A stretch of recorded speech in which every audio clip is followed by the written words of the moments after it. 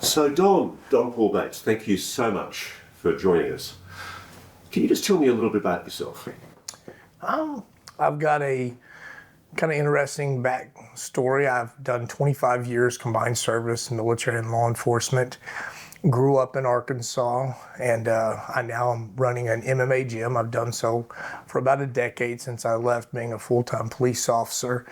And that's about it.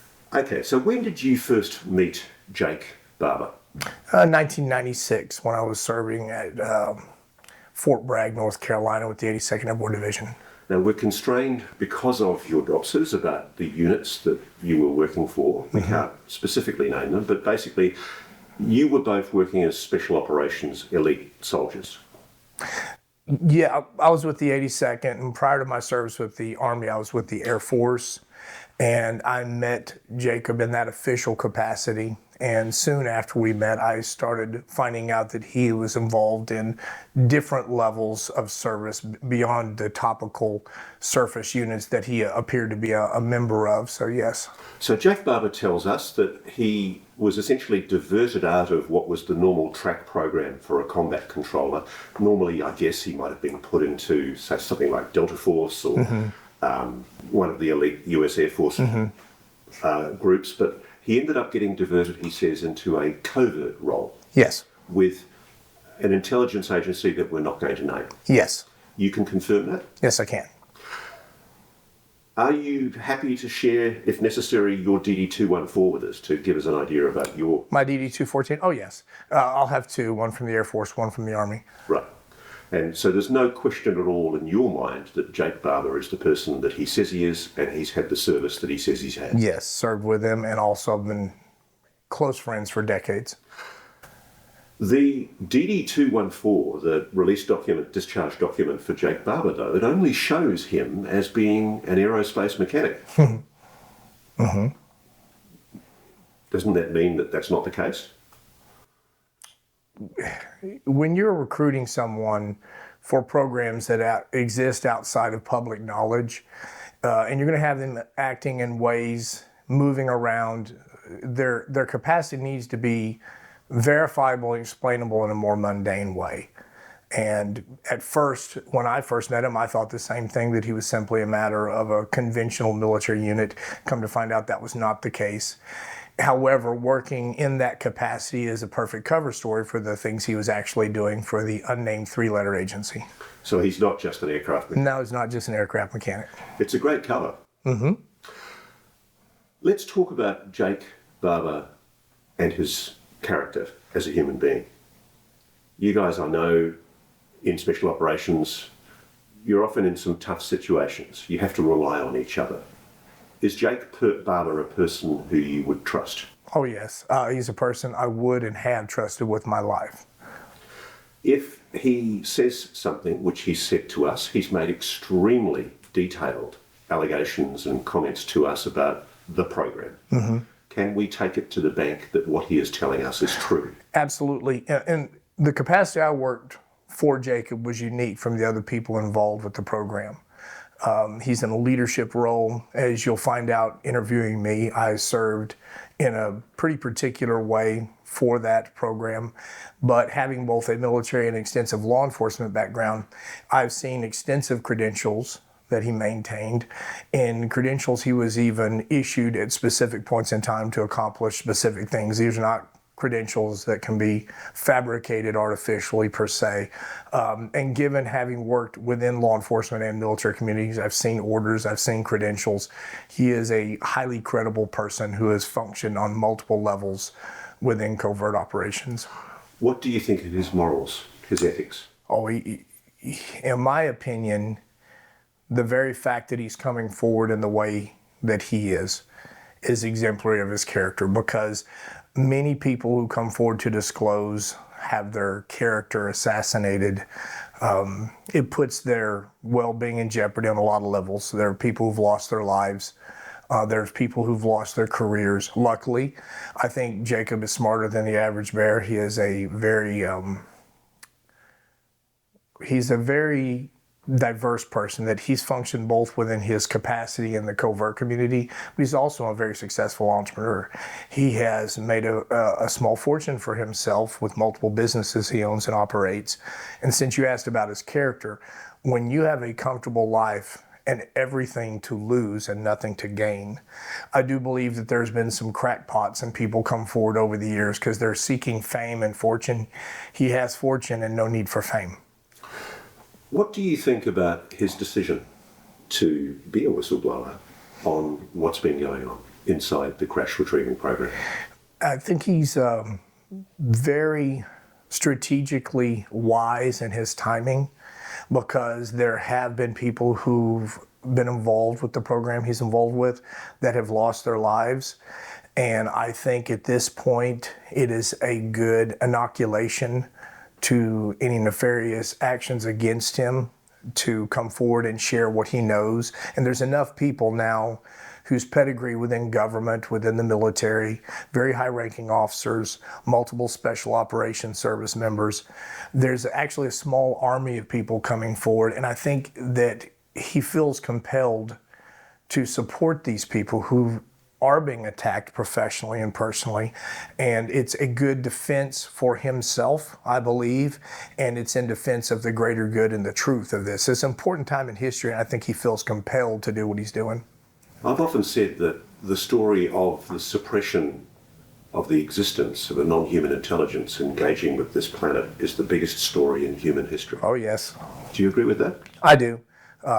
It's super important to me on a personal and a professional level. I'm not an overtly religious person, but I believe strongly in God. I'm a patriot. I believe strongly in my country. That doesn't mean I believe in my government. I believe in the founding principles of our community and our country. I believe in our country's people, but I believe that there are bad actors. When I swore an oath to defend our country, it was against all enemies, both foreign and domestic. And I think some of the greatest enemies that we have, unfortunately, are bad actors within the deep state that are preventing, let's just say, the growth of humanity, the maturing of humanity in the context of some things that most of us know now. Others will instinctively and fundamentally doubt, but the time's coming, well, that will not be an option. There'll be too much. It's like drinking through a water hose at this point. The amount of imagery, the amount of whistleblowers, I think that we're coming to a quickening in history. You sent a shiver up my spine when you talked about swearing an oath. Because there's Article 1 of the US Constitution. You understand, don't you? I do. What does Article 1 of the US Constitution enshrine? Well, the legislative branch in particular is supposed to have oversight over all activities that are done in the name of our country and the furtherance of its interests, its protection against threats, in particular, the way we spend our money. There's massive amounts of money that are so big that when the average citizen hear that the Defense Department can account for billions of dollars or more, they're like, wow, that's crazy. And they just go about their daily lives. The fact that members of our own government have not been read in or advised of the truth of these things, that presidents are referred to as temporary employees, that's not just immoral, it's unconstitutional, it's not lawful, it's not the best interest of our communities and our countries. Can I just tell you, Don, I just had a sense then that what you just said was historic. I don't think anybody's ever said that before. Well, it's unfortunate because I worry. I'm very much a family man, love my wife and children more than anything. And our country is historically positioned to set the standard for personal freedoms. Our Constitution was developed in a feudal time in history. We've been a warlike people at war with each other since the beginning of recorded history. And we wanted to create a government of the people and for the people. And in so doing, the founding fathers had the wherewithal to create checks and balances to prevent the very sort of things that we see happening now. And those checks and balances, from your knowledge of what's going on, are not working. No, they're not working. Former president warned us the single greatest threat to our country was the development of the military-industrial complex. Well, I half agree. You need to have a strong military-industrial complex to defend your country. But when that very organization is promoting wars for the sake of wars, withholding important technology, in the context of this interview, advanced technology that is reverse engineered from extraterrestrial technology, you could literally change the lives of every American citizen, and we're a standard bearer for the world. If these things were brought forward and shared, it would be life-changing. And instead of worrying about my children's future, I would know that whenever my time comes, there's a brighter tomorrow. There's a lot of things and people standing in the way of that. Let's go through the detail. Okay. When you were in the services, before you got involved with Jacob Barber, Yes. what did you even think about UFOs, UAPs? I kind of grew up like most of, well, I say most, I was one of the kids that was into science fiction. One of the first movies I saw as a kid was Star Wars, watched Star Trek. But beyond the pop culture thing, I was just as into, Hot Wheels and G.I. Joe and Transformers. Other than the popular culture notion, I did like a British show, Doctor Who. When I was a kid, I thought all that was very cool. But beyond pop culture and science fiction, I hadn't thought much of it until after my military service, after meeting Jacob. I've always thought that it's a big universe. The idea that we're all there is, I don't think that's mathematically beyond an outlier. I think it's impossible, not just improbable, but I haven't had much interest beyond just the passing interest in science fiction. Is there a moment when you discovered for the first time that we are not alone, us humans? I will say this, before I began doing some of the things I have done for Jacob, and before I saw some of the things I saw, I had a predisposition to think, it's probably true, but I don't know. But when you witness things, like there's a lot of imagery that's out there now. It's been out for years of craft, UAP, used to be UFO, whatever you want to call it, that move in ways which defy normal flight characteristics and physics. But the problem is we exist in a day and age of movies and CGI, and you could see stuff, and that's not believing. Even the things I've seen myself at range, becoming directly knowledgeable about the programs and what it can mean, is this extraterrestrial or advanced technology? Is it reverse engineered human technology? And that presents a unique threat to us as a nation. I don't believe we have a government that does a lot of good and noble things under defense. We have bad actors. I think the same is true of other countries too. So when you start to see and experience things firsthand, it matures your understanding, like, there is something beyond this here. Even if the things I saw initially were AT, there's nothing that is publicly known which can explain the flight characteristics. And these go back, you can watch shows, documentaries. It's a long-standing fact that they're observable phenomenons that cannot be explained. But when you start to see it, and then you get involved with people who are directly responsible with the crash recovery and other things, and understand the weaponization of these things, that is all too human of a thing. And I think once you experience it, it's not like this awesome, oh wow, this is all real. It's, well, what are we going to do with this? Like splitting the atom, Can I just explore with you, there's obviously been a very successful cover-up for decades. We've all been taught, most people watching this, I think that UFOs, UAPs are complete rubbish. Yeah, that's the default. I think it's a self-defense mechanism of human psychology. It is much easier to think that everybody that talks about this is crazy than accept the fact that A, we're not alone in the universe, B, UAPs are real, and what does that mean for us? Are they a risk to us? Are they some ways an asset that could create a brighter tomorrow? I think the both are likely true, but for most people, it's easier just to say, that's a bunch of crazy people, that's fake, it's not real. It's kind of a default self-defense mechanism. And when you combine with that bad actors within certain levels of government, they can fuel that by throwing out disinformation. They can paint people who are honest in exposing what they've seen. You see everybody from high-level military operators to mundane people, school children, seeing things by the dozens. It's very easy to explain things away with lies when people's default reaction is doubt anyway. To your knowledge, have people been killed to protect this? Yes, they have. That's horrific. It is horrific, and it's evil, and it's unlawful. I'm just pondering for a moment the significance of that. People who presumably wanted the secret to be told. Well, I hate to say it, but again, as much as I love my country, there have been times where we have done things that, in hindsight, were not just wrong, but they were morally reprehensible. And unfortunately, people have been killed for much lesser reasons than something as significant as this. And if you think about the amount of profit that can be leveraged against this technology, and unfortunately, there's that old biblical idea, man cannot serve both God and mammon. Well, when there's so much profit at stake, it is unfortunately not surprising to me that people have been killed to cover up which particular elements of government, which particularly commercial entities have access to this technology, biologics. I think it's unfortunately very easy to understand that people will be killed because of the amount of profit involved.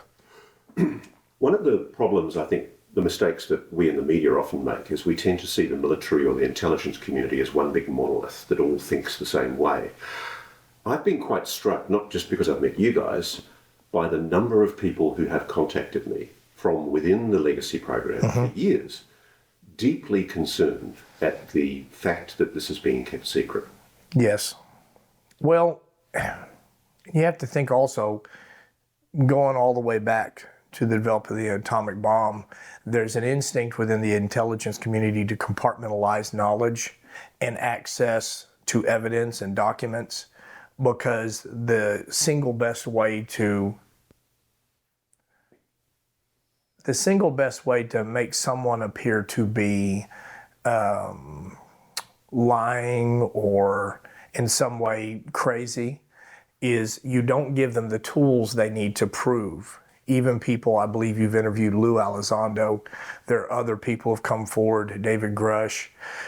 If you can compartmentalize it to the point that they cannot present the evidence, because again, you could watch stuff on your phone now that looks real and it's something somebody made up with software.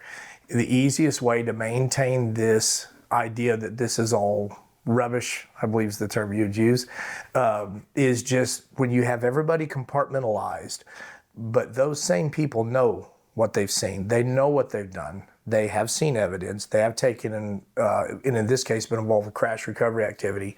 And then you add to that, okay, there's not just this great lie being told to our countrymen, but their patriotic brothers and sisters have died in the service of it. And at the end of the day, they're called liars, and they try to discredit and debunk them. That's a deeply painful thing for people like my friend Jacob, who's literally given decades of his life in service of this.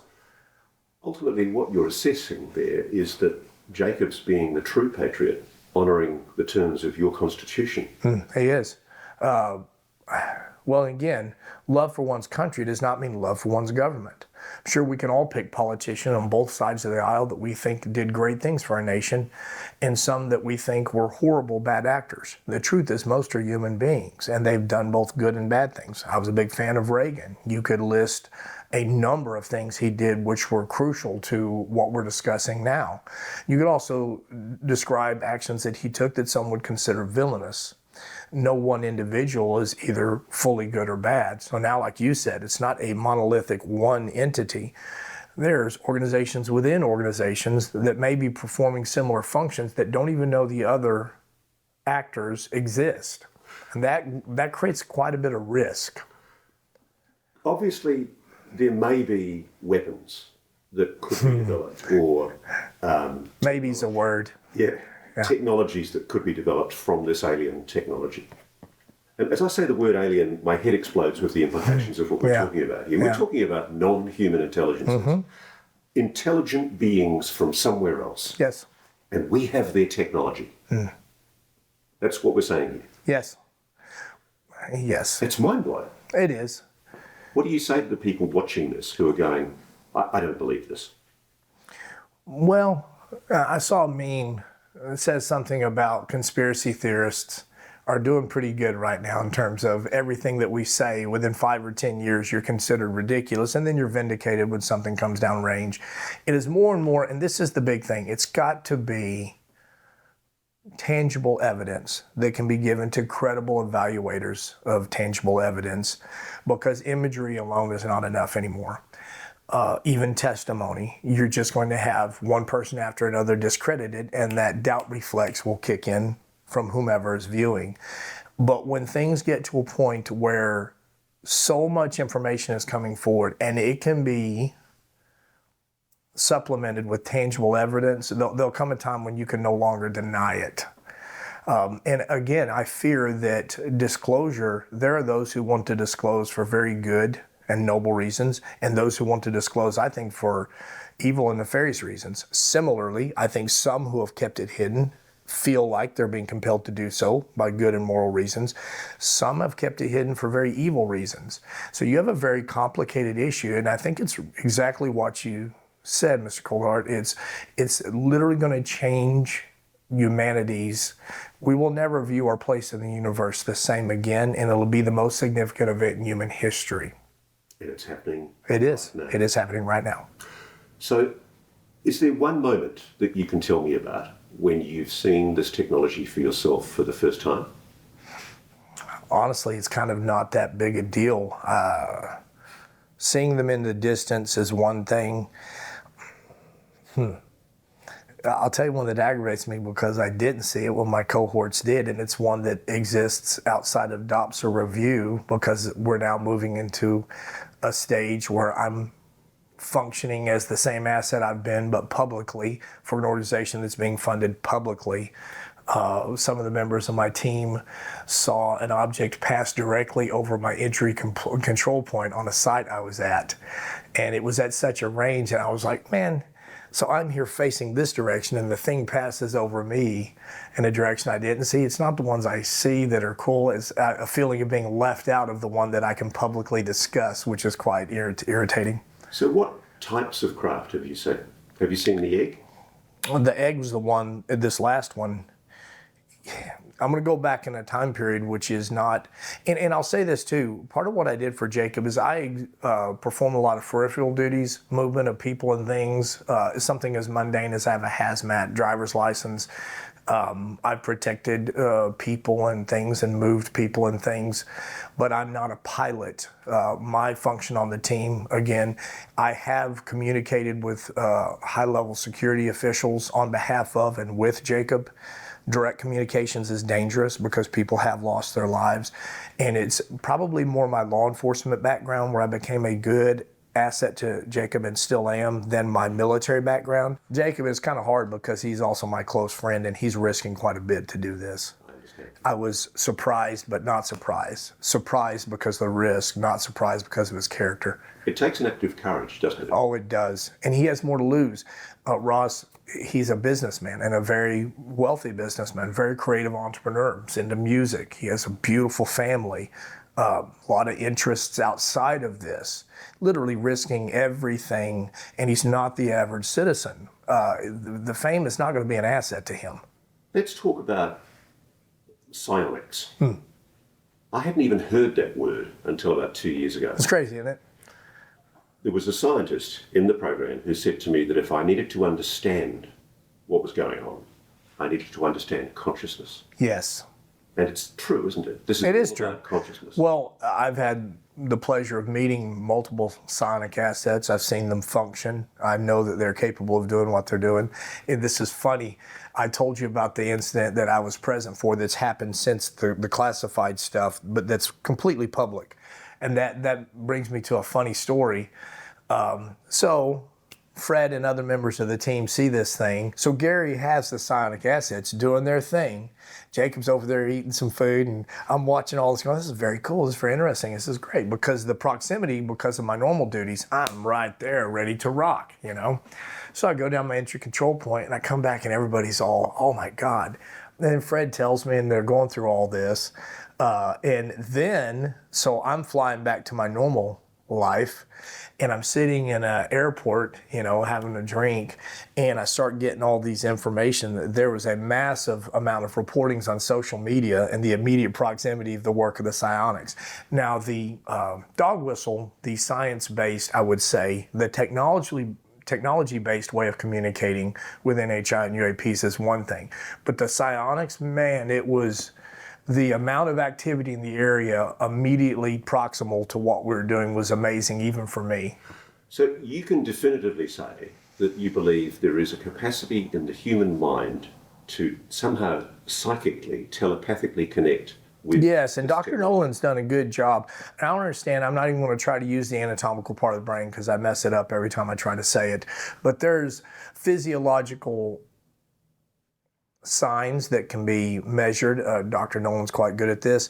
And I don't know if it's a byproduct, if it's something that they were born with or is a response to interaction with. If it's a product of communication in some way that they were chosen and communicated with, or if it's something that they were born with and it's a genetic or congenital trait. But there is certain people who are quantifiably, verifiably capable of this. I think a lot of people watching this might be able to come to terms with the idea of there being aliens, non-human intelligence. I do think a lot of people are going to have trouble with the concept of psychic abilities being real. I mean, we've all been told for years that psychic abilities are fiction. It's nonsense. Again, that doubt is even religion, doubting Thomas. Doubt seems to be the default mechanism. Until you've seen it or experienced, I believe that's probably the psychologically safer way to view things. But having seen it actually function is one thing, but the amount of activity by all... Social media is a funny thing because, if we say that this incident occurred, that's one thing. But if you go back and you see people all around a geographic area starting to report and see things, I'm from the country, the old saying, the proof is in the pudding. When you see these things manifest a response from UAPs, well, is that a coincidence? Given the physical size of our own galaxy and solar system alone, the likelihood that that is not a direct reaction to an overt attempt to communicate, I think, is just as unlikely. It's exciting. It is exciting. It's kind of interesting. It's very interesting. It's spiritual in a way. It is. I believe it's very spiritual. I mean, I'm not a good enough scholar to reference it, but there are things biblically which refer to wheels in the sky and such. In history, you've seen images and paintings and things that kind of hint that this has been something that mankind's been aware of since even before recorded history as we know it. Are you a man of faith? Do you believe in God? I'm a Christian by definition. Do you find the concept of believing that aliens are real and that we can psychically engage with them, do you find that contradictory to your belief in God? No.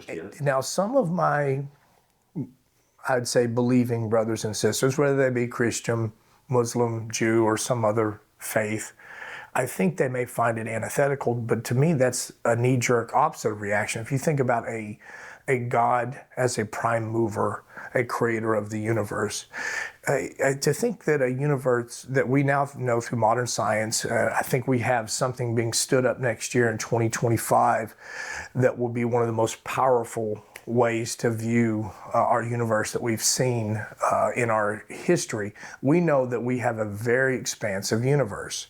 To think that we have, and Christians believe, Muslims believe, Jews believe, that we have a creator of the universe. To create this much space for one self-aware species seems to be like a lot of waste of space. Well, it's an arrogance, really. It is. It's hubris. So let's talk about the concerning things that happen during your work with Jake. You and Jake were tasked to recover what you guys refer to as high-value targets, and they were 6 Panasonic tough books. And we don't know for sure what was on those tough books, do we? But it may have been video, it may have been some kind of data. But the company, the private aerospace company that we're not naming, that you were working for in that particular job, it wanted those books back. Yes, and technically I did not work for them, I worked for Jacob.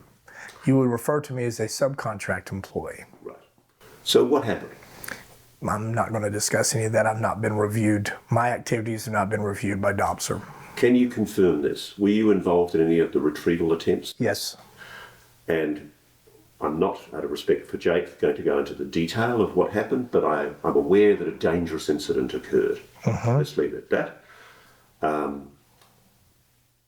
A concern arose, didn't it, in your group, in your team, that as a subcontractor, your whole operation was plausibly deniable? Yes. Was there a concern that you were being set up, potentially? Yes. Set up is a mild term. You touched on earlier the fact that people have lost their lives involved in this type of activity, and the lengths to which people have gone to suppress politically uncomfortable truths, let alone world-changing facts, is such that there is risk involved. And because I'm a unique element in service of Jacob and the overarching program, unlike the others, I've been present when we've attempted to make direct contact with superiors within the program to clarify exactly what's going on and to get to a place where we felt comfortable within the context of what we were doing became more and more difficult. Both of you came away, I won't name the private aerospace company involved, but I think Jake spoke to the director of security for a private aerospace company. Yes. And neither of you came away with the sense that you were getting a straight answer. No, we spoke with more than one individual at a very high level of authority. And I don't know what Jacob said, but I'll tell you this, and I say this based on my law enforcement background too. When the people who are supposed to be at the highest levels are afraid to discuss what you're doing, that's a clue. When they are worried about their well-being and the well-being of their families, and I'm talking about as high up the food chain as the public would be aware of these food chains within these unnamed organizations, when those people are afraid for their physical well-being and their families and say the smartest thing you can do is to let this go, don't ask questions, walk away, when they're afraid, then there's cause for concern. Who's running this cover-up? Well, that's a good question. I mean, there's incredible power behind what we're seeing here. Somebody's pulling the strings. Well, you touched on this earlier, Ross, that there's likely more than one program.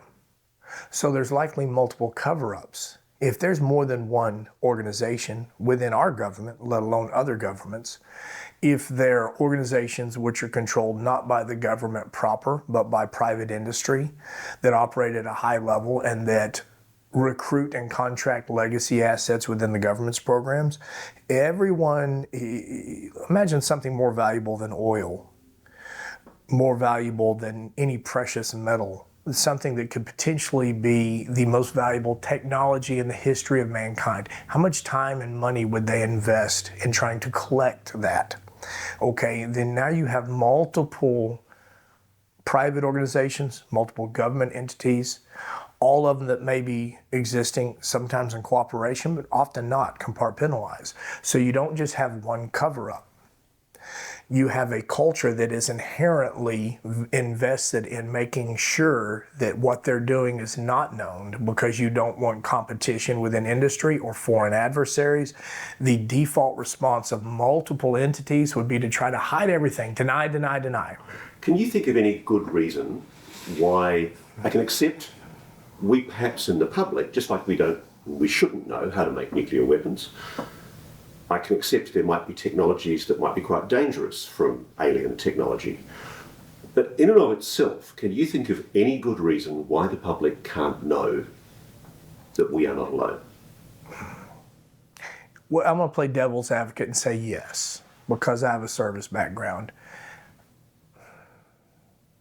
Our economy is based on natural resources. Oil being a prime example. It's like hydraulic despotism. The value of an economy is based on your ability to acquire a particular thing. What if, as some have speculated, technology existed to recruit energy right out of the ambient surrounding environment? Yeah, we know that. Yeah. It's true, don't we? Yes.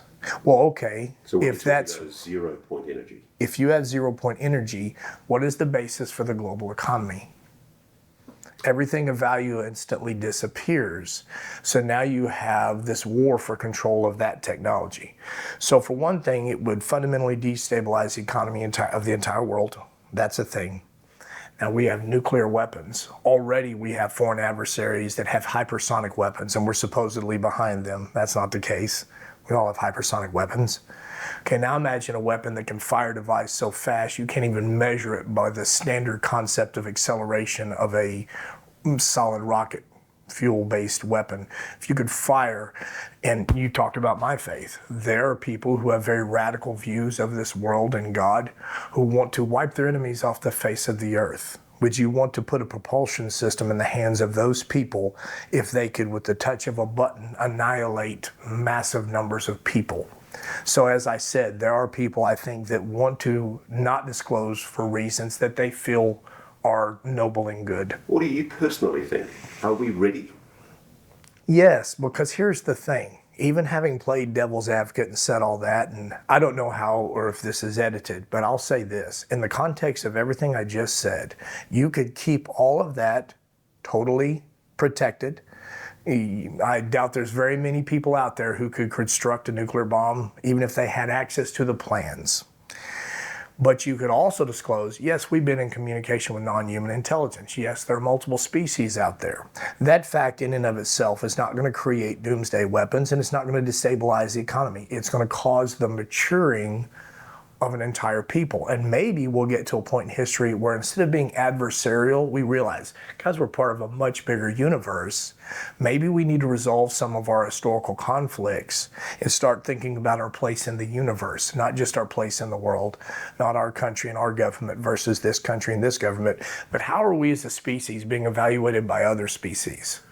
All of you gentlemen, you, Jake, Fred, John, all of you have fought wars as patriots for your country for much of the last 30, 40 years.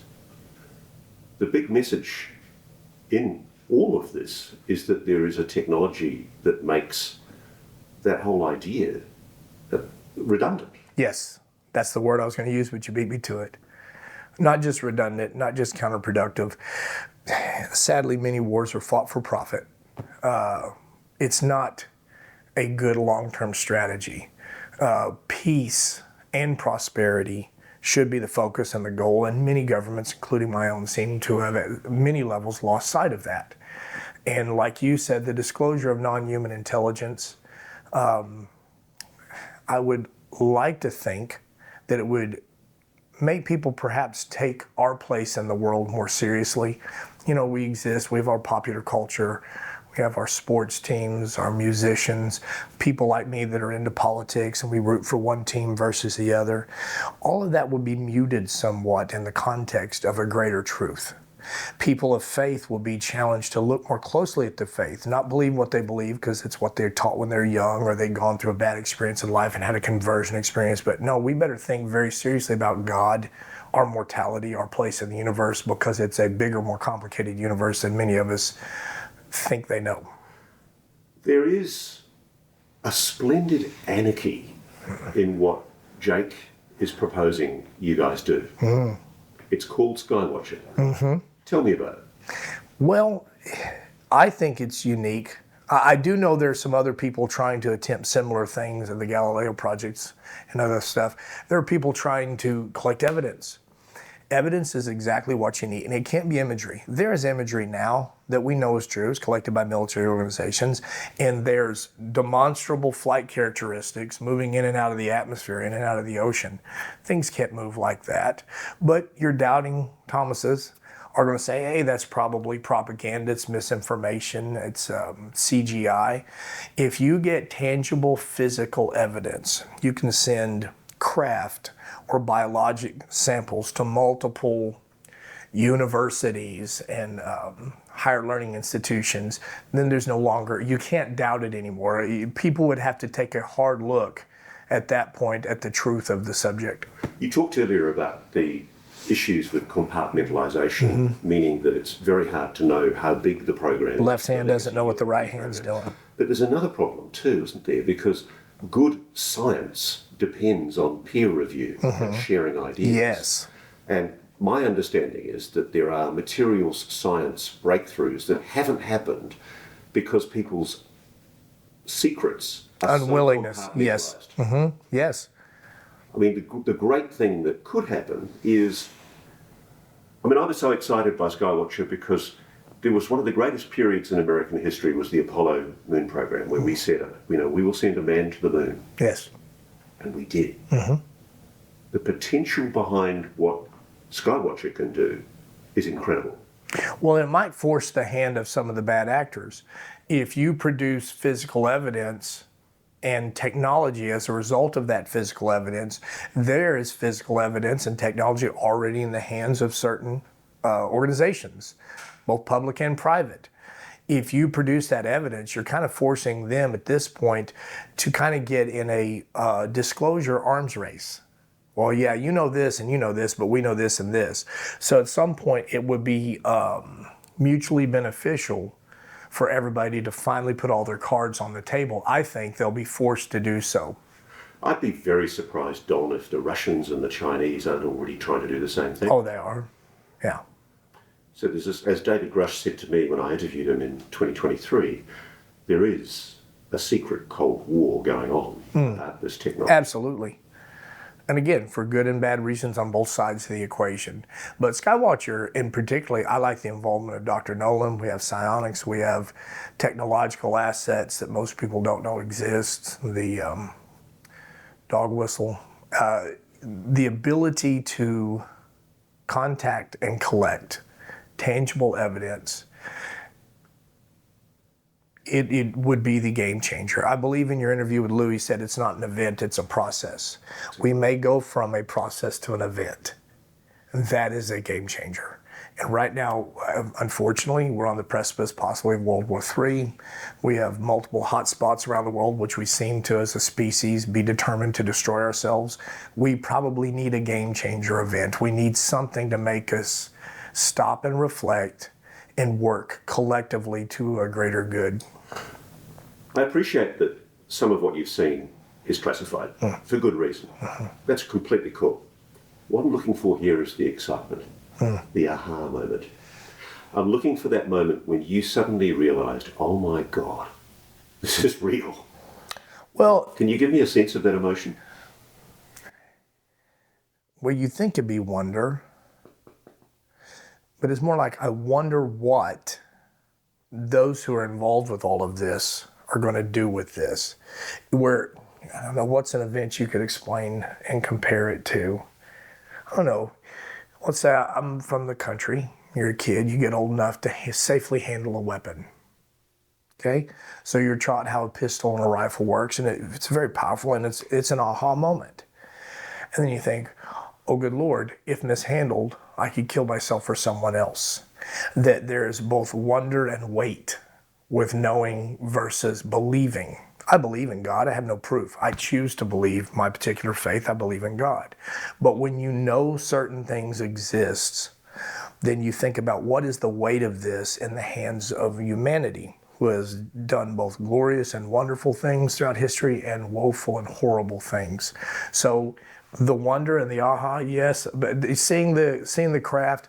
Well, I'll tell you one thing is when I was briefed in on when I was read in on all of the differing types of craft, one thing that I did not know based on my personal experiences up to then, I'd had experiences before then, but when exposed to, and I don't think I can discuss exactly in detail these classifications, but let's say that some were actual craft, UAP, and others, in my mind, appeared to be more like an actual NHI, like an organism. Like it's not, you wouldn't describe it as a ship, more like a whale in the ocean. But these non-human intelligences are able to move about our natural universe, much like we walk around on land and, whales swim in the ocean. But and there's another dimension too, literally in metaphysically, that some of these entities seem to be transdimensional. They can move in ways that, I mean, like they're there and they're not there. That's what David Grush suggested. Well, but when you think about a thing that's there and then it's not there, okay, well, where did it go? Or did it move at such a speed I can't see it? Because I'm not a scientist. My mind's like, well, what is that? Well, when you see the classifications of it, I felt like a long time. Do you remember the 1984 movie Ghostbusters? Sure. When they brought the guy in and hired him, Winston Zeddemore, because paranormal activity had increased so much. She said, first thing she says, do you believe in UFOs, ghosts, yada, yada, yada. He said, lady, if there's a paycheck in it, believe whatever you want. And then he goes out and he starts seeing all this stuff. And then it's just his job. And like every other job, it has some parts that are really cool and other parts that have you worrying and scratching your head. Well, when you see how many different types of UFOs, if you even watch some of the documentaries on the phenomenon, you see a lot of different types of imagery that most of us involved with this know, yeah, that's legit, that's bogus. Well, disregarding the bogus, there's a much diversity in the legitimate footage that is out there that when I kind of think that's my aha moment. When I'm not just doing a particular thing, hey, you show up here at this place, this is your loadout, you do this, this, and this. That's great.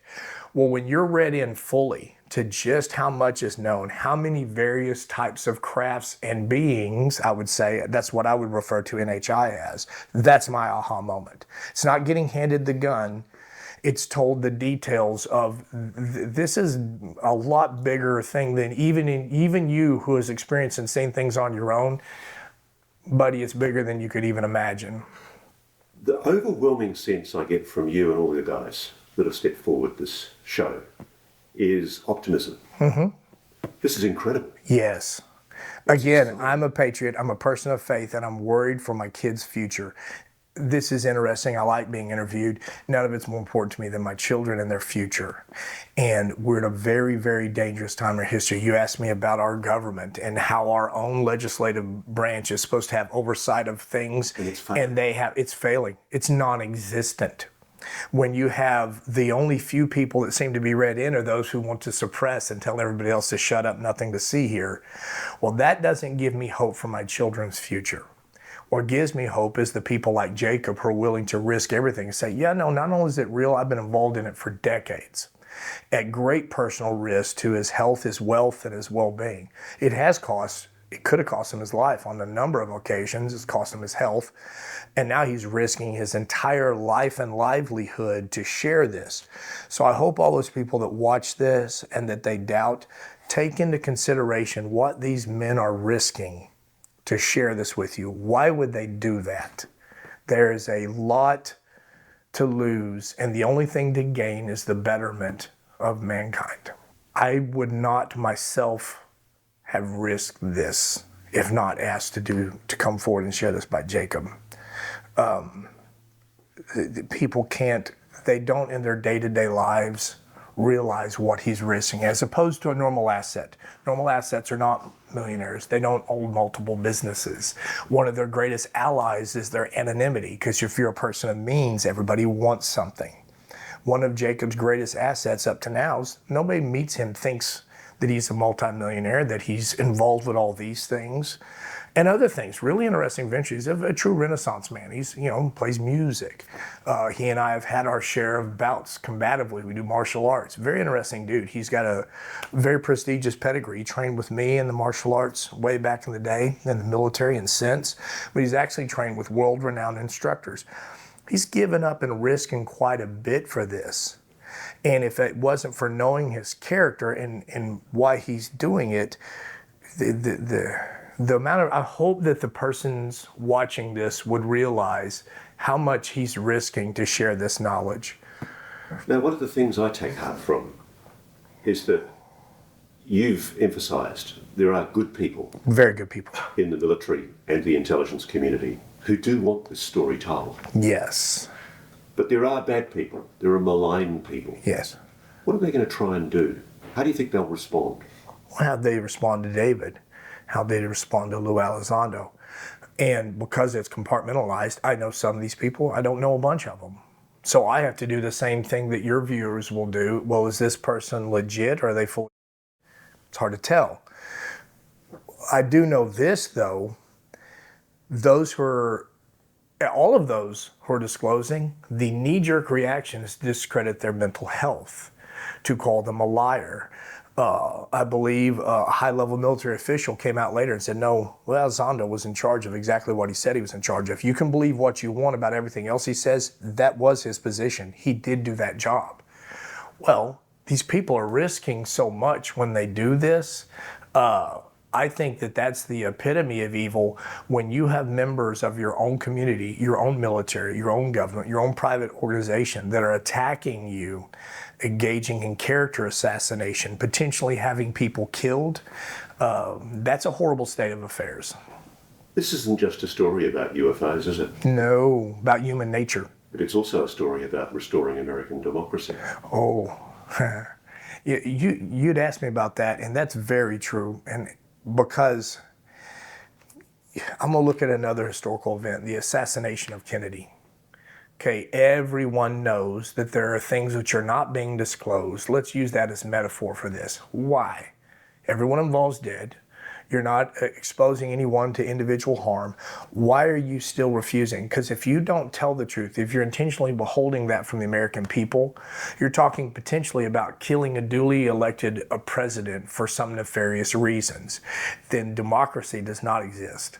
If you can just say, no, you're not allowed to know the truth of why this president and how this president died after all these years, why that's not been disclosed. Now, we're not talking about humanity changing a bit. We're talking about the assassination of a president. Okay, why is that not being disclosed? And absence complete transparency with the American citizens, no. I believe the quote from one of the founding fathers is, you have a republic if you can keep it. Well, now, if we don't disclose, and I'm going to go off on a tangent here, yes, we need to disclose about UAPs and NHIs. We need to tell the truth about what happened to that president. There are many things which are undisclosed, which need to be disclosed. Or America's citizenry, it's not like we're losing confidence in our government. We have no confidence in our government. And I have friends who are hardcore conservatives and Republicans, friends who are hardcore Democrats and liberals. One of the few things everyone agrees with is that we're not getting the full story from our government, and our government's not always acting in our best interest.